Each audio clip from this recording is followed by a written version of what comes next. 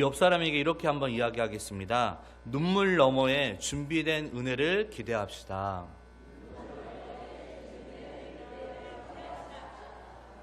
아멘. 매주 설교를 하다 보니까 설교 제목을 어떻게 정해야 될까 항상 고민이에요. 사실 이 본문은 여러분 다 아시잖아요. 어떤 본문인지. 여호와 일에 가장 소중한 거 하나님께 바친다. 뭐 이런 내용을 갖고 있는데 이 제목을 뭐로 할까 계속 고민하다가 딱 생각난 게 눈물 너머, 아브라함의 눈물, 또 이삭의 눈물, 그 너머에 준비하신 하나님의 은혜가 있구나라는 것을 보게 되었습니다. 사랑하는 여러분, 누구나 가족은 소중합니다. 그렇죠?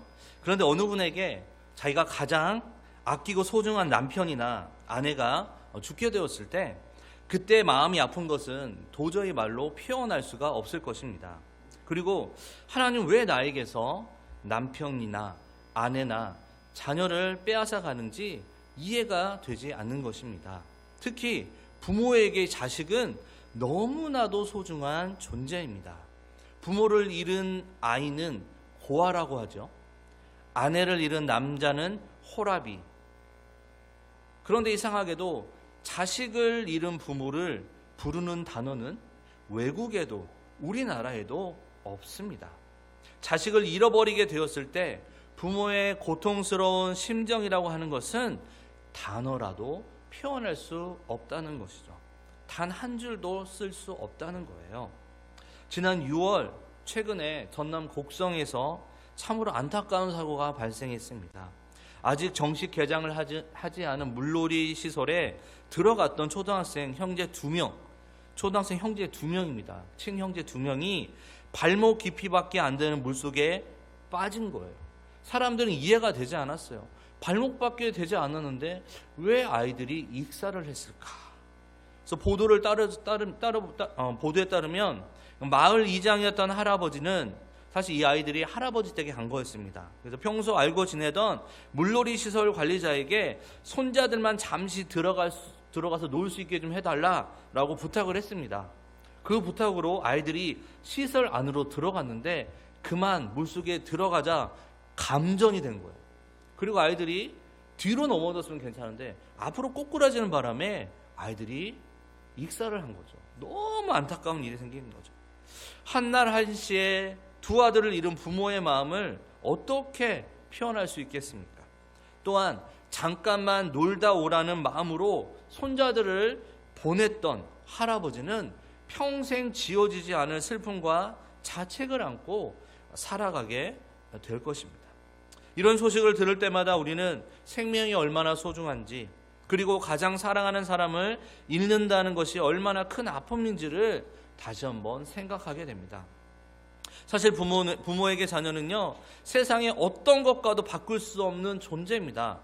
내 생명을 대신 내어줄 수는 있어도 자녀를 내어놓는 것은 상상조차 하기 어렵습니다.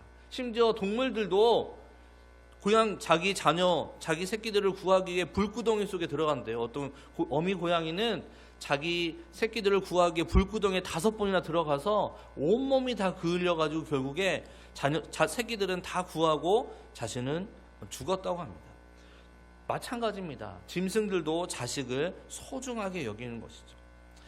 하나님은 때때로 우리 인생에 가장 소중한 것을 가지고 우리를 시험할 때가 있습니다.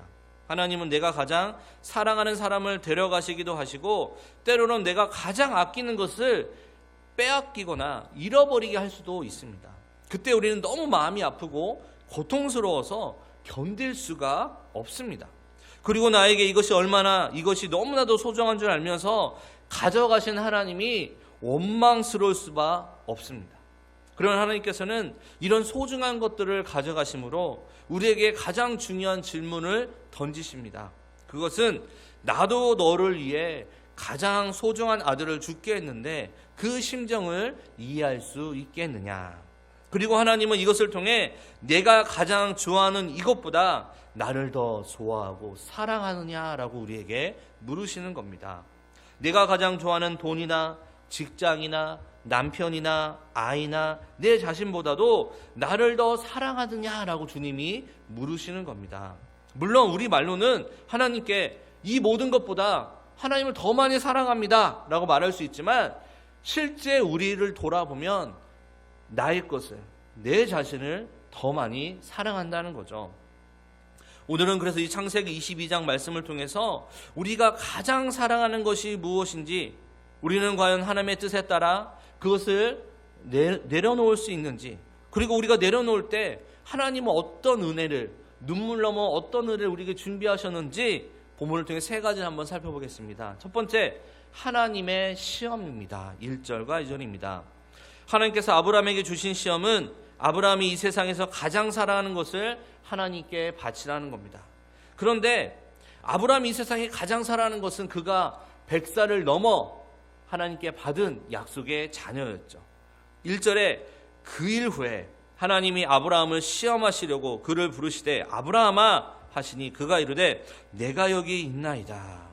오늘 본문은요, 그 일 이후에라고 시작됩니다. 아브라함이 믿음의 여정에서 모든 성숙과 연단과 준비 과정을 거친 후 앞장 21장에서 육신으로 낳은 이스마엘과 하갈을 내쫓은 후에 이렇게 두 가지로 해석할 수 있습니다. 21장 이후 상당한 세월이 흘렀던 걸로 성경학자들은 예상합니다. 그래서 이삭의 나이가 10대 후반이나 20대 초반이지 않을까. 하나님이 아브라함을 시험하시려고 불렀습니다. 하나님은 자기 백성을 다루실 때 저울질을 하실 때가 있어요. 야고보 1장에 보니까 하나님이 아무도 시험하시지 않는다는 말씀은 우리가 죄에 넘어지도록 시험하지 않는다는 말이고, 본문은 아브라함의 믿음의 질이 노출되도록, 믿음을 드러내도록 시험하신다는 거죠. 사랑하는 여러분, 우리가 악에 넘어지거나 절망에 빠지게 시험하는 게 아니라 우리의 믿음, 우리의 신실함, 우리 마음의 중심과 태도가 어떤지 하나님이 한번 보신다는 거예요. 평상시에는 누구나 하나님을 잘 믿는 것처럼 보여요. 하나님은 구체적인 삶의 자리에서 우리의 신앙의 질과 양태를 드러내는 시험을 통해 우리의 본 믿음, 우리의 본체를 보기 원하신다는 거죠. 그래서 본문에서 하나님께서 아브라함을 시험하신 것도 하나님께서 아브라함의 생각과 믿음을 확인해 보기 위해서 주신 어려움입니다. 그런데 우리에게 잘 이해가 되지 않는 것은 하나님께서는 사람의 중심을 보시기 때문에 굳이 아브라함에게 이런 시험을 주시지 않아도 얼마든지 아브라함의 믿음을 알 수 있을 텐데 왜 이런 시험을 주셨을까요? 사실 우리는 그 답을 당장 알 수는 없습니다. 아브라함에게 있어서 이삭을 바치라는 하나님의 명령은 너무나도 순종하기 어려운 명령이었어요. 우선 하나님께서 이삭을 바치라고 하시면 그렇게 이야기하시면서 그 이유는 전혀 말씀하시지 않았습니다.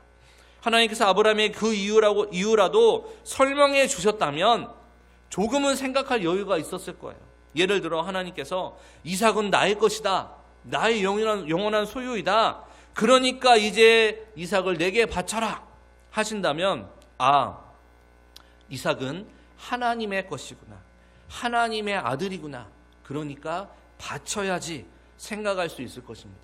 그러나 하나님의 말씀에는 그런 설명이 전혀 없습니다. 무조건 하나님께서는 내 아들, 내 사랑하는 독자 이삭을 번제로 드려라 라고 말씀하십니다.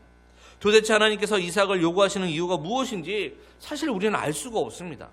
또한 하나님의 이 요구는 지금까지의 하나님의 성품과 너무나 다르다는 거예요. 너무나 일치하지 않는다는 거예요. 우리가 알고 있던 하나님이 아닌 것 같아요. 사랑의 하나님, 공의의 하나님, 긍휼의 하나님이 아닌 것 같아요. 물론 이방 족속들 가운데 자기 자식을 죽여서 제물로 바치는 의식이 있습니다. 그러나 하나님께서는 단 한 번도 그런 요구를 하신 적이 없습니다. 그리고 하나님은 살아있는 아들을 죽여서 제물로 바치기를 원하시는 그런 잔인한 하나님이 아니시라는 거예요. 하나님은 결코 살인자가 아닙니다. 하나님께서는 사람을 바치게 하는 야만적인 신들과는 완전히 다른 분이십니다. 그런데 그 하나님께서 지금 이해되지 않는 그 요구를 원하신다는 거죠. 그리고 가장 중요한 것은 하나님의 이 요구가 지금까지 하나님이 하신 약속과 맞지 않다는 거예요. 하나님께서는 아브라함에게 분명히 약속하시기를 이삭에게서 나는 자라야 내 씨라 칭할 것임이라 라고 말씀하십니다. 그렇다면 이삭은 어른이 되어서 또 아내를 만나고 자손을 낳아야 합니다. 그런데 하나님은 아직은 결혼도 하지 않는 이삭을 죽이라고 말씀하는 거예요. 여러분, 가족과 관련된 안전에 대한 두려움은요, 우리를 상당히 힘들게 합니다.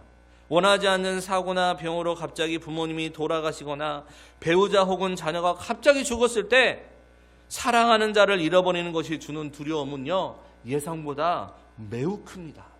최근에 저희가 고창에 간 적이 있었어요. 저희 아이 2명이 벌에 쏘였어요. 한 방도 아니고 작은 아한테는 4방을 쏘았고 큰 아이한테는 무려 7방을 쐈어요. 부모가 앞에 있었는데 눈앞에서 아무것도 할 수 있는 게 없었어요. 할 수 있는 거 얼음찜질하는 거, 119에 전화하는 거, 병원에 데려가는 거, 기다리는 것, 그거 외에는 할 수 있는 게 없는 거예요. 그래서 여러분, 갑자기 우리가 그런 어려움을 당하거나 또 갑자기 누군가 돌아가시거나 잃어버리는 것, 이 두려움은 정말 큽니다. 우리의 건강이나 생명은요, 우리가 기억해야 할 것, 하나님의 주권 아래에 있다는 것을 기억해야 합니다. 우리가 가족의 안전에 대해 걱정을 붙잡고 있다 한들 우리에게는 그 생명을 지킬 수 있는 능력이 없다는 거예요. 눈앞에서 아이들이 벌에 쏘여도, 눈앞에서 아이들이 차에 치여도 아무것도 할 수 없는 게 부모라는 것이죠. 죽음이나 질병, 그리고 사랑하는 사람을 잃는 것에 대한 두려움으로부터 자유를 누리기 위해서는 우리는 가족의 안전에 대해서 주님을 온전히 의지하고 신뢰해야 된다는 겁니다. 우리가 이 부분을 믿고 의지하고 내려놓을 때 우리 안에 있는 두려움의 사슬이 끊어질 수 있다는 거예요. 예수님이 겟세마나에서 기도하면서 당신의 생명을 내려놓았듯이 우리가 가진 모든 것들을, 소중한 것들을 주님 앞에 내려놓을 때 우리는 진정한 자유를 맛보게 됩니다. 내 것이라고 고집하고 꼭 붙들고 있던 것을 내려놓을 때야만 느낄 수 있는 진정한 자유함과 평안을 우리가 소유할 수 있게 된다는 것이죠. 두 번째, 모리아로 가는 길입니다. 3에서 10절입니다. 하나님의 이 말도 안 되는 요구에 대해 아브라함은 하나님께 말하지 않았습니다. 그리고 그대로 순종하였습니다. 하나밖에 없는 아들, 약속의 아들, 하나님이 주신 아들을 데리고 아침 일찍 집을 떠납니다. 3절, 우리 한번 3절 한번 같이 읽어볼까요? 시작.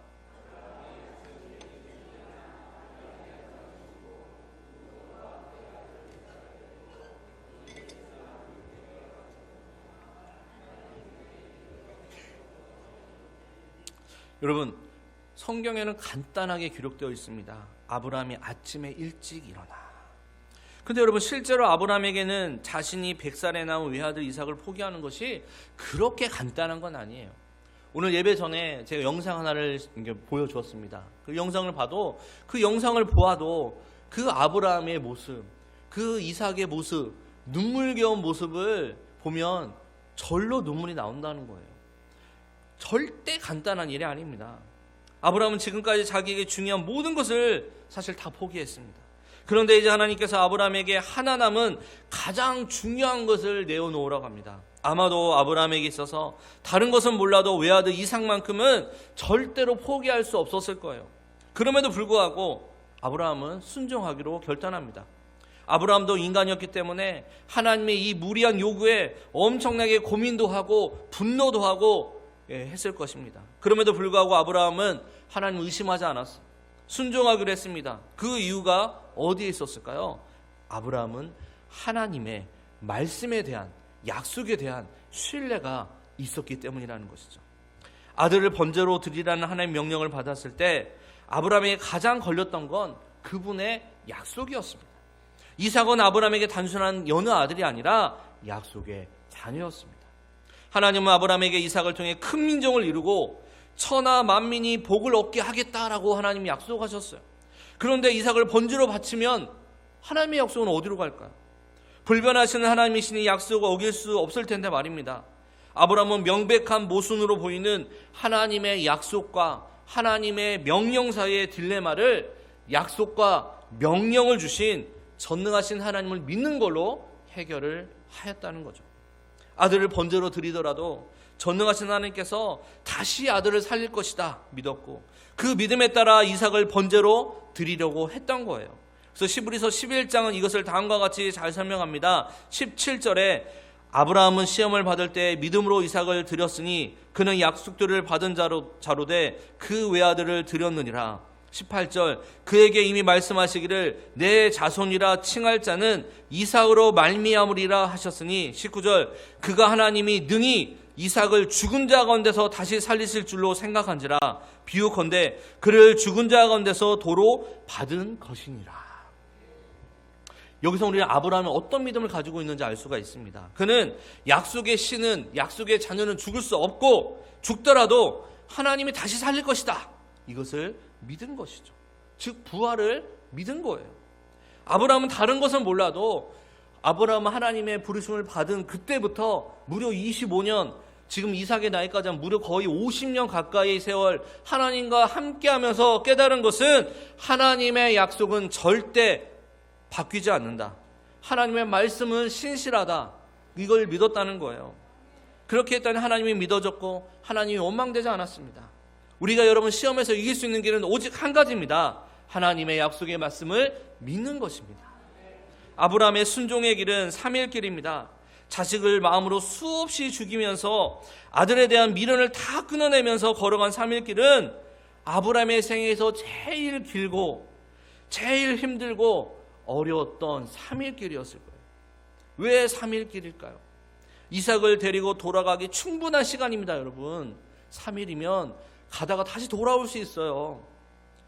이건 무엇을 의미하냐? 기독교는요, 또 우리가 믿음이라는 건 무엇이냐? 강력한 메시지에 대한 조건 반사가 아니라는 겁니다. 맹목적이고 기계적인 순종 하나님은 원하시지 않아요. 하나님은요 그걸 요구하지 않아요. 하나님은 그런 분이 아니세요. 사탄은 우리에게 하나님의 성품에 대한 오해를 불러일으킵니다. 하나님은 우리가 싫어하는 것을 강요하게 하시는 분, 또 엄격한 분, 잘못하면 지적하는 분으로 여기게 만든다는 거죠. 근데 여러분 하나님은요 그런 분이 아니시다는 거죠. 대부분 아직 미혼인 사람은 기도할 때 주여 모든 것을 주 뜻대로만 이루어 주소서 이렇게 기도하지만 속으로 결혼만은 내 뜻대로 하게 해주세요, 이렇게 생각하는 경우가 많다는 거죠. 헌신을 다짐하는 기도를 할 때 주여 이 몸을 주께 바칩니다 라고 말하지만 속으로 그래도 이것만은 안 돼요, 이런 게 있습니다. 하나님 적어도 이것만은 건드리지 말아주세요, 하나님 이건 아니에요 라고 말합니다. 설교를 들을 때도 자신이 허용하기 어려운 내용이 들어오면 움츠러듭니다. 하나님 여긴 제 영역입니다, 안 도와주셔도 됩니다, 방해하지 마세요, 저 혼자 잘할 수 있어요, 하나님 이건 하나님과 타협할 게 아니에요, 저는 제 길을 갈 겁니다. 우리가 어떤 영역에서만큼은 하나님께 내려놓지 않고 움켜쥐는 것이 있습니다. 청년들은 자신이 원하는 이상형이 그럴 수 있고요, 결혼해서 자녀를 낳은 부모들에게는 자녀의 교육 문제가 그럴 수 있고요, 사업을 하는 사람들에게는 사업하는 방식에 그런 요소가 있다는 거죠. 혹시 내려놓으면 하나님이 나를 힘들게 하시지 않을까, 이것만은 안 되는데 하면서 막는 것들이 있지 않습니까? 사랑하는 여러분, 하나님께서 우리에게 순종을 요구하시는 이유는 무엇일까요? 우리를 자유케 하기 위해서입니다. 여러분 남미의 인디언 부족들이 있습니다. 이 부족은요 항아리를 이용해 원숭이를 잡는다고 해요. 원숭이들이 자주 다니는 길목에 목이 좁은 항아리를 놓고 그 안에 바나나를 집어넣습니다. 그러면 호기심 많은 원숭이들이 다가가서 항아리를 살핍니다. 그러다가 그 안에 바나나 냄새가 난다, 바나나가 있는 것 같다면 손을 딱 집어넣습니다. 그리고 바나나를 잡습니다. 그런데 항아리의 목이 좁아 원숭이가 주먹을 쥔 상태에서는 손이 빠지지 않는 게 문제예요. 원숭이는 바나나 잡은 손을 놓지 않은 그대로 눈만 말똥말똥거리며 그 자리에 앉아 있습니다. 원숭이를 잡으러 인디언들이 다가와도 그대로 원숭이는 있어요. 여러분 원숭이가 바나나를 잡은 걸까요? 바나나가 원숭이를 잡은 걸까요? 원숭이의 수준에서 보면 자신이 바나나를 잡고 있는 것 같지만 원숭이를 잡은 인디언 눈에는 바나나가 원숭이를 잡고 있는 거예요.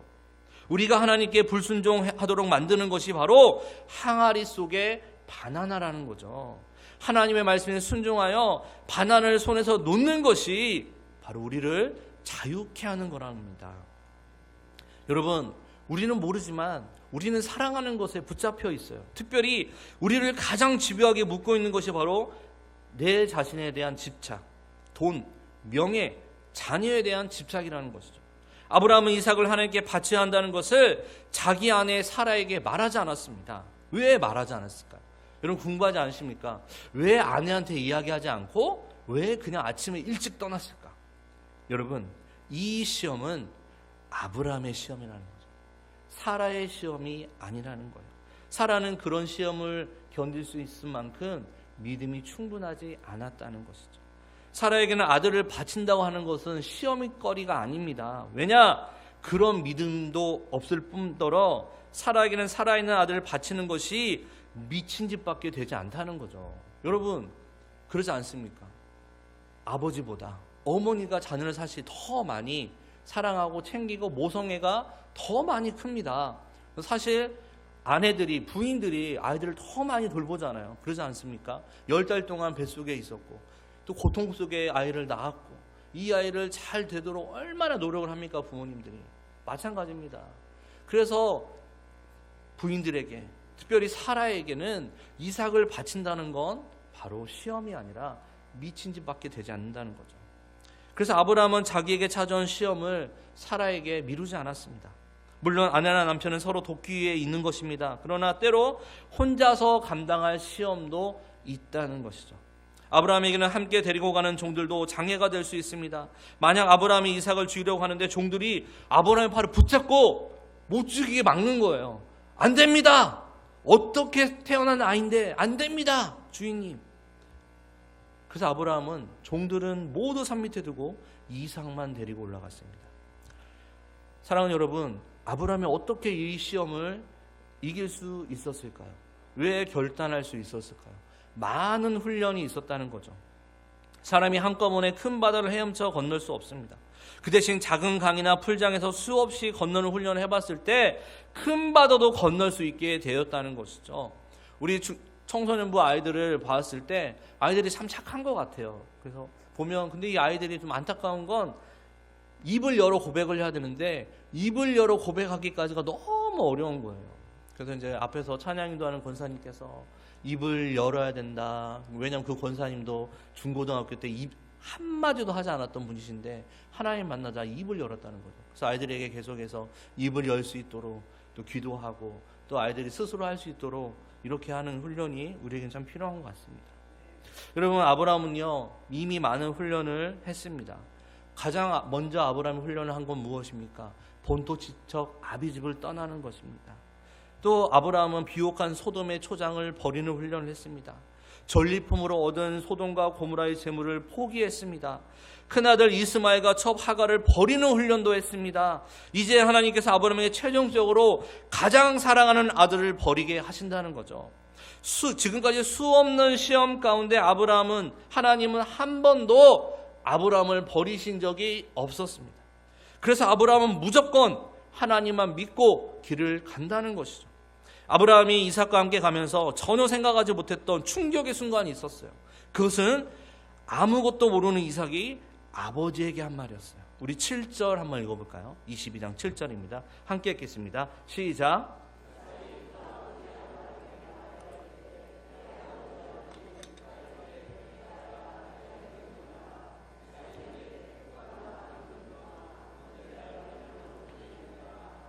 이삭은 지금까지 아버지가 수없이 많은 제사를 드린 것을 보았을 것입니다.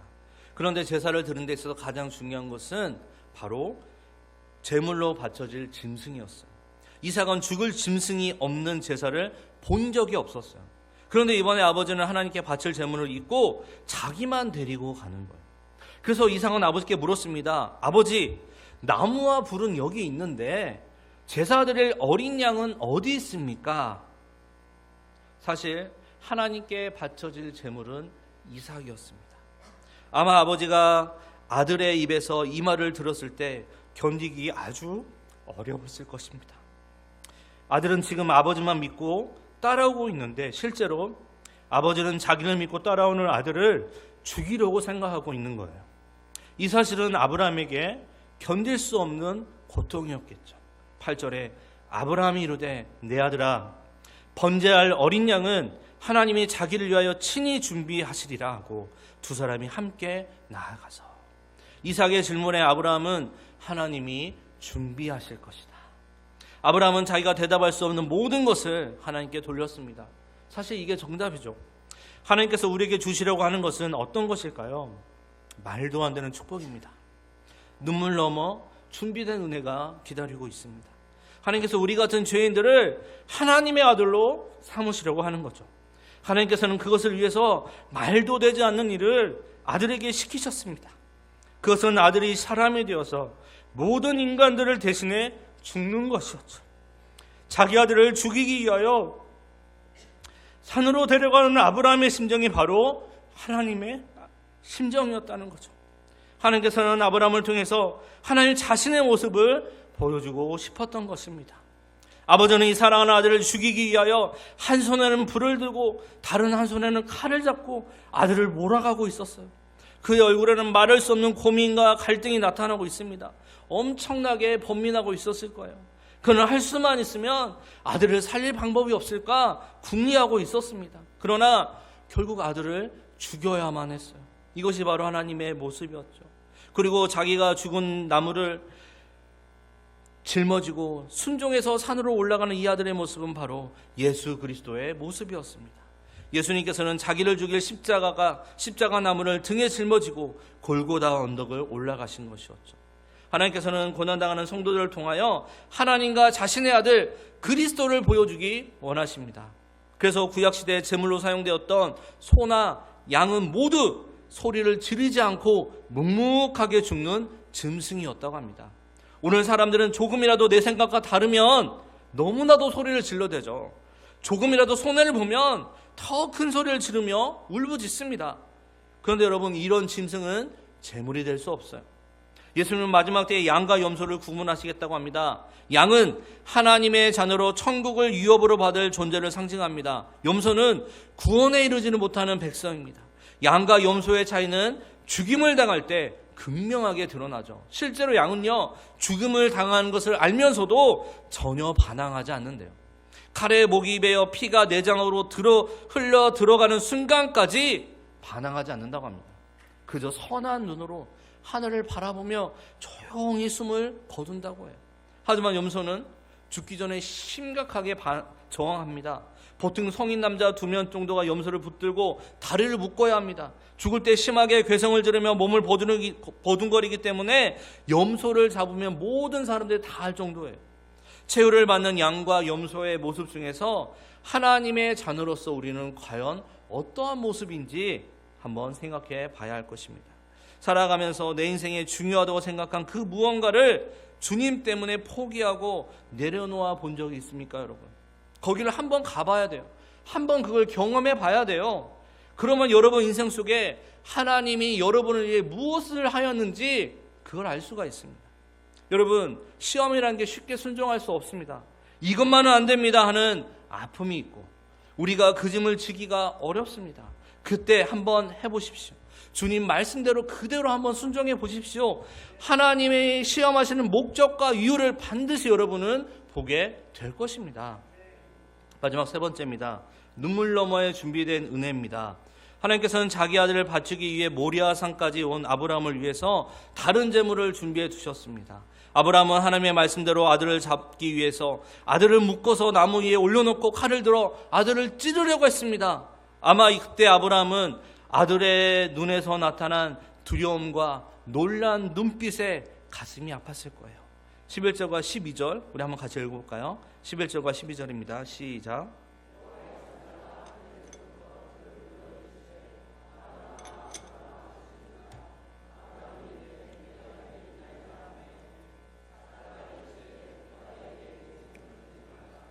그에게 아무 일도 하지 말라.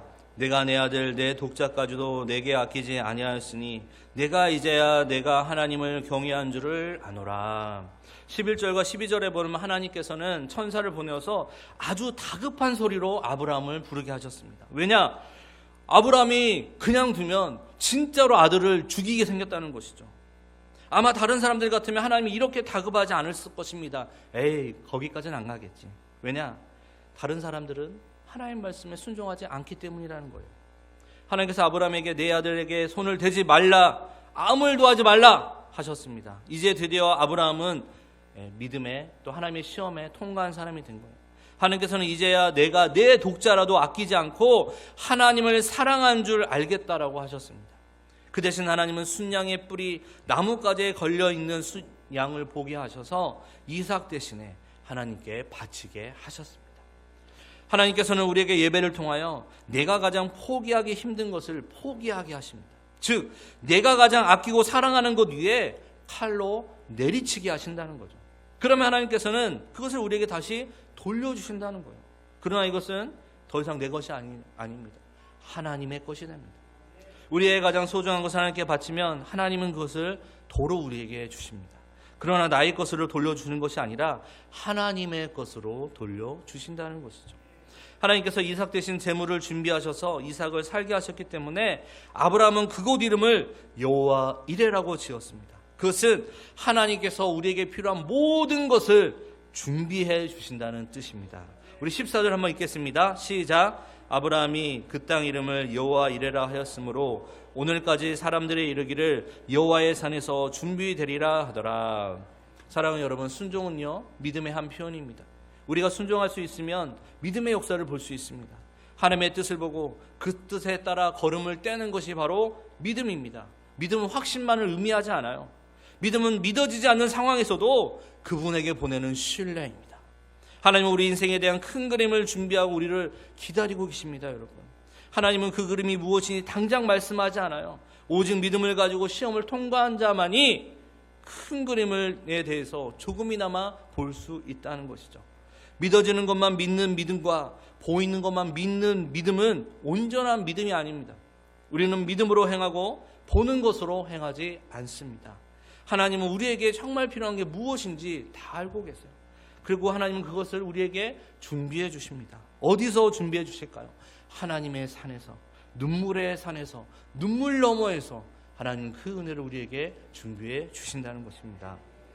22장 23절 제가 읽겠습니다. 이 8사람은 아브라함의 형제 나홀의 아내 밀가의 소생이며 부드엘은 리브가를 낳았고. 여러분, 리브가가 누구의 부인이죠? 이삭의 부인입니다. 24장에 가면 이제 이삭과 리브가가 결혼을 하게 됩니다. 근데 이 순간에 이삭은 누구랑 결혼할지도 몰랐고요. 아브라함 역시 누가 내 아들과 결혼할지도 몰랐습니다. 사실 우리는 이 아브라함의 순종, 아브라함의 믿음을 크게 보는데 이삭 역시 만만치 않아요, 여러분. 이삭도 대단한 사람이에요. 그 어린 나이였지만 이삭은 아버지가 자기를 죽이려고 묻고 칼로 내리칠 때 반항하지 않았습니다. 여러분 생각해 보세요. 10대, 20대 혈기가 왕성합니다. 그 나이인데 100살 다 된 할아버지가 그렇게 할 때 어떡해요? 밀어낼 수 있죠. 충분히 제압할 수 있어요. 하지만 이삭은 묵묵히 순종했습니다. 그러자 하나님은 이삭에게 생명을 대신해서 순양을 보내주셨고요. 그리고 약속의 자녀를 얻을 수 있는 아내를 준비하셨다는 겁니다. 여러분, 하나님이 이처럼 우리가 생각하지 않는 은혜를 우리에게 주실 때가 너무 많다는 거예요. 우리는 당장 지금 이거 하지 않으면 내가 죽을 것 같아요. 이거 어떡하지? 왜 이거 하나님이 내려놓으라 하시지? 근데 여러분 한번 해보세요. 그 길 한번 가보세요. 그럼 여러분 길이 열려요. 보여주신다는 거죠.